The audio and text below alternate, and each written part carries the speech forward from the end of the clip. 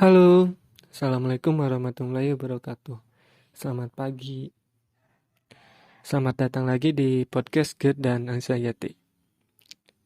Gimana kabarnya teman-teman? Apakah ada perubahan anxiety disordernya dan asam lambungnya? Mudah-mudahan untuk kamu yang sedang berusaha untuk menyembuhkan anxiety disorder dan asam lambung, semoga segera diberi kesembuhan. Sehingga kita bisa untuk beraktivitas normal kembali seperti biasanya. Karena banyak banget yang harus kehilangan pekerjaannya. Maksudnya harus berhenti, sengaja berhenti dari pekerjaannya, resign bekerja karena terganggu banget ketika mengalami anxiety disorder. Jadi pikiran gak tenang, gak fokus, sehingga mengganggu banget ketika bekerja. Hari ini aku pengen sharing lagi salah satu cara aku untuk menyembuhkan anxiety disorder ketika itu, yaitu dengan cara tidak fokus kepada pikiran ketakutan. Aku nggak belajar untuk tidak terpengaruhi oleh pikiran-pikiran buruk.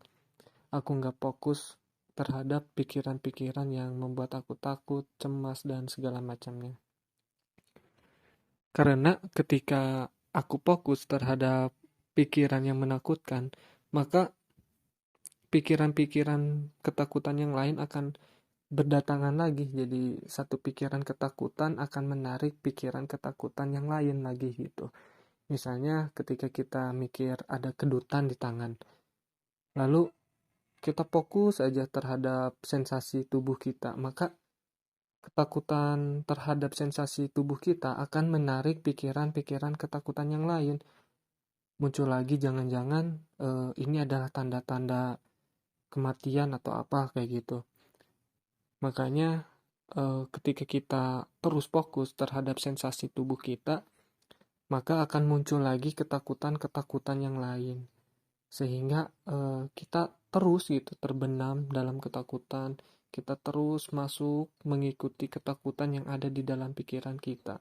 Sehingga kita dikendalikan oleh ketakutan yang ada di dalam pikiran kita.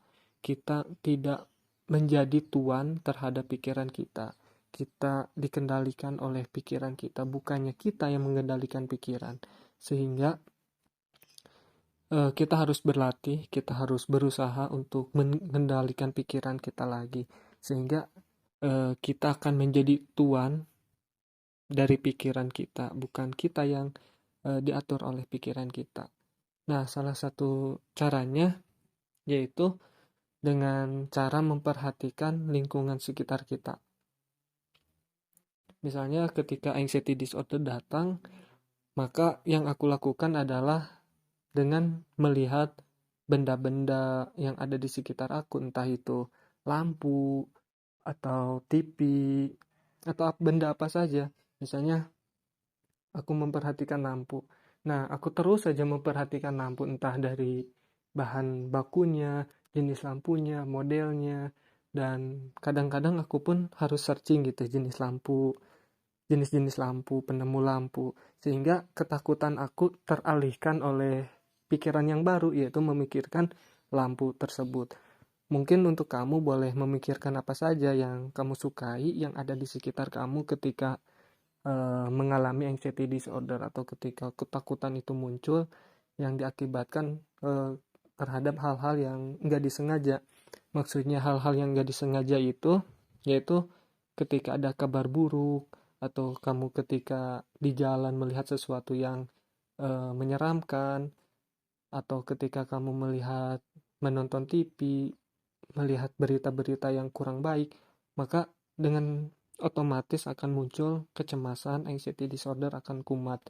Berbeda dengan ketakutan yang nggak yang disengaja.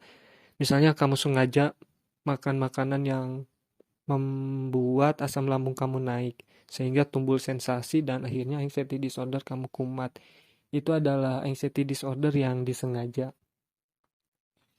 Nah, untuk yang disengaja ini bisa kamu kendalikan agar nggak muncul lagi ketakutannya. Tetapi ketika anxiety disorder yang diakibatkan oleh hal yang nggak disengaja, maka cara menyembuhkannya adalah dengan mengendalikan pikiran. Sebelum podcast ini, aku sudah membahas pondasi untuk mengendalikan pikiran, yaitu dengan menjaga tubuh agar tetap fit, agar tetap sehat, dengan menjaga pola makan, pola tidur, dan pola hidup. Sehingga badan kita terus fit, badan kita nggak muncul sensasi asam lambung dan segala macamnya. Sehingga nggak ada sensasi apapun yang muncul. Sehingga kalau seperti itu, akhirnya anxiety disorder nggak kumat. Nah, itu adalah pondasi untuk mengendalikan pikiran.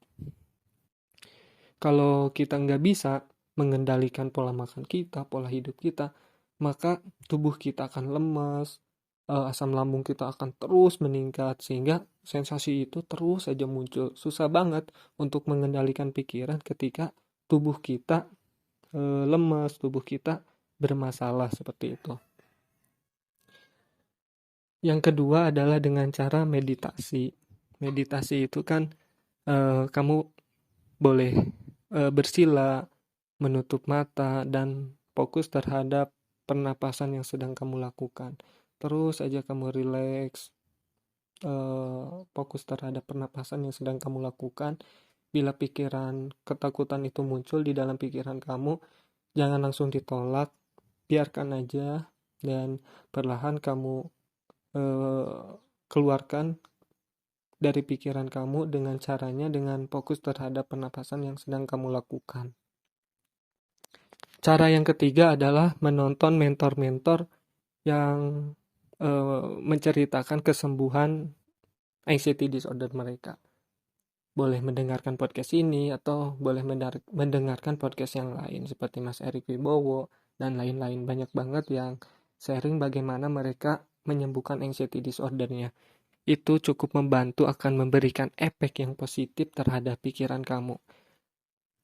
Yakinkan saja bahwa kamu nggak apa-apa, kamu sedang tidak dalam bahaya, kamu sedang tidak berada dalam penyakit yang serius. Ini adalah sensasi asam lambung doang dan hanya kecemasan yang nggak bakalan berakibat fatal terhadap tubuh kamu. Tiap hari kamu terus visualisasikan ke dalam pikiran bawah sadar kamu, sehingga ketakutan itu akan sedikit-sedikit akan muncul. Itu adalah beberapa caraku mengendalikan ketakutan yang muncul dengan tiba-tiba atau tidak disengaja. Kalau kamu memiliki cara yang lain, boleh tulis di kolom komentar. Dan apabila ada pertanyaan, boleh tulis di kolom komentar. Kalau aku bisa jawab, nanti aku jawab di podcast selanjutnya. Sampai jumpa di podcast selanjutnya. Wassalamualaikum warahmatullahi wabarakatuh.